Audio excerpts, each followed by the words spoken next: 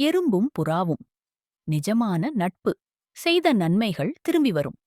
ஒரு நாள் மிகவும் தாகமாக இருந்த எறும்பு ஒன்று அருகில் இருந்த ஆற்றுக்கு நீர் குடிக்கச் சென்றது. தாகம் தீர நீர் குடித்த எறும்பு கரைக்கு வர முயன்றபோது தவறி ஆற்றில் விழுந்துவிட்டது.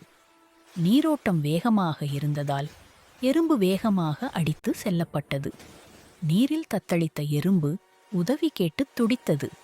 அப்போது ஆற்றின் கரையிலிருந்த ஒரு மரத்தில் அமர்ந்திருந்த ஒரு புறா எறும்பின் அலறலை கேட்டது.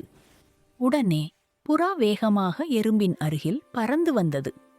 என்னை காப்பாற்றுங்கள், என்னை காப்பாற்றுங்கள் என்று புறாவை பார்த்து பயத்தில் அலறியது எறும்பு. சற்று நேரம் யோசித்த புறா மீண்டும் மரத்தை நோக்கி வேகமாக பறந்தது.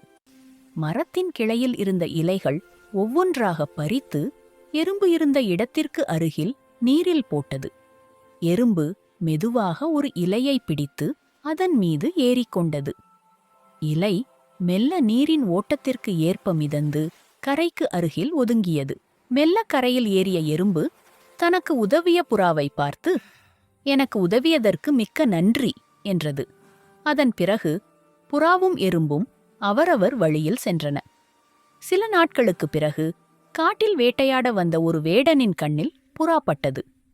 புறாவை நோக்கி அம்பு எய்ய வேடன் குறிவைத்தான். புறா வேடனை கவனிக்காமல் வேறு திசை நோக்கி திரும்பியிருந்தது. வேடனையும் புறாவையும் கண்ட எறும்பு வேகமாக வேடனை நோக்கி ஊர்ந்து சென்றது.